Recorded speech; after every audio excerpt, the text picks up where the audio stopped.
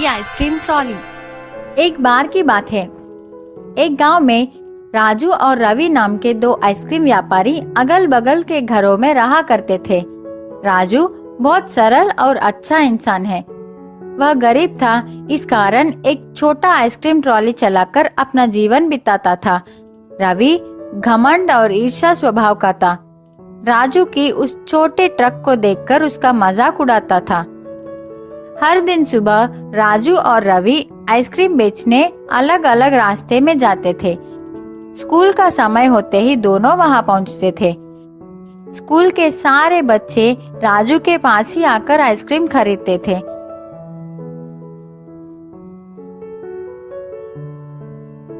रवि का ice cream trolley तो बहुत सुंदर और बड़ी थी, लेकिन कोई भी रवि के पास आकर आइसक्रीम नहीं खरीदता। उतने में एक गरीब लड़का रवि के पास आकर कुछ खाने के लिए मांगता है। रवि उससे चिढ़कर वहां से चले जाने को कहता है। बच्चा बहुत दुखी हो गया, एक बेंच पर बैठकर भूख से रोने लगा। राजू को उस बच्चे की ऐसी हालत देखकर अपनी बचपन याद आई। राजू की बचपन भी ऐसे ही भी थी, वो भी एक अनाथ था। राजू बच्चे के पास गया, उसे आइसक्रीम देकर खाने को कहा। पूछा, छोटू तुम्हारा नाम क्या है? तेरे कोई नहीं है क्या? बच्चा उदास होकर कहा, मैं अनाथ हूँ, आप मेरा नाम छोटू ही समझ लीजिए। राजू बोला, बेटा मैं तुम्हारा देखभाल करूंगा, तुम्हारी हर जरूरत को मैं पूरा करूंगा, स्कूल भी भेजूंगा, क्या तुम मेरे साथ चलोगे? छोटू बहुत खुश होकर राजू के साथ चला। इसी बीच में राजू अपने ट्रॉली का बात ही भूल गया। गर्मी की वजह से सारा आइसक्रीम पिघल गई। अब राजू भी कुछ नहीं कर सकता। उदास होकर छोटू को भी अपने साथ लेकर घर चला गया। आज तो छोटू आराम से सो गया, लेकिन राजू सोचता हुआ पूरी रात संकट में बिताई। अगले दिन सुबह रोज की तरह राजू आइसक्रीम बेचने अपने ट्रॉली को लेकर तैयार हो गया। छोटू से कहा, घर वापस आते समय मैं तुम्हारे लिए जरूरत चीजें लेकर आऊंगा। ऐसे कहकर राजू सोचता हुआ वहां से निकल पड़ा। राजू को रास्ते में एक मुनि नजर आए। राजू मुनि के पास जाकर प्रणाम किया। मुनि ने राजू से पूछा, क्या समस्या है? राजू बोला, मैं अपने इस छोटे गाड़ी से अब तक जीवन चला रहा हूँ, लेकिन अब तो मुझे एक बालक का भी ख्याल रखनी है। मुझे कुछ समझ में नहीं आ रहा है कि मैं उसके सारे जरूरतों को कैसे पूरी करूँ। आप ही इस समस्या का परिष्कार कीजिए। मुनि ने कहा, मैं सब समझ गया। मैं तुझे एक बड़ा जादुई आइसक्रीम ट्रॉली दे रहा हूँ। अब यही तुम्हारी समस्याओं को संभालेगी। राजू खुशी से मुनि को धन्यवाद करके उस ट्रॉली को लेकर चला गया।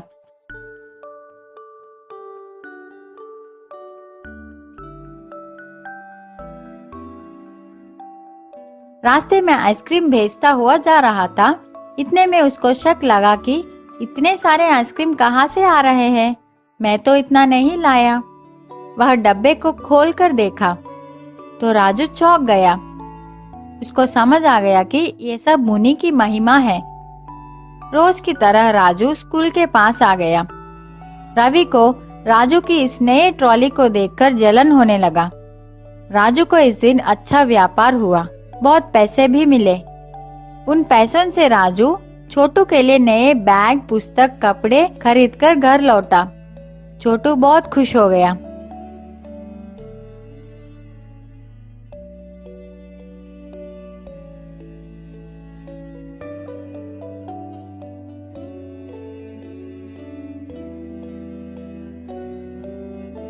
अगले दिन राजू छोटू को अपने साथ लेकर स्कूल पहुंचा। उसी स्कूल में छोटू को ज्वाइन कर दी। राजू का व्यापार अब अच्छी तरह चल रही थी।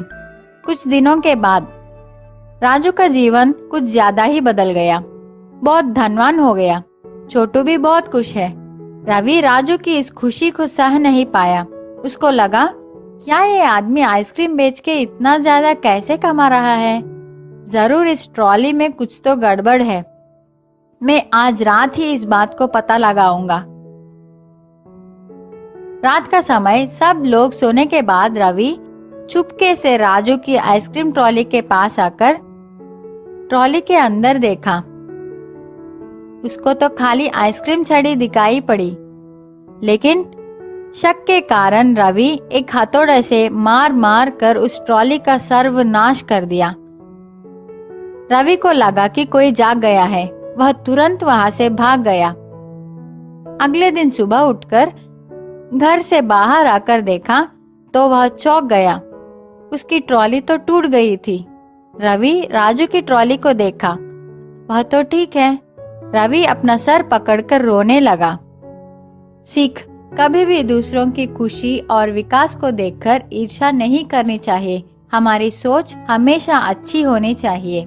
अगर हम किसी को अच्छा करेंगे तो वह भी हमारी भलाई ही करेगा।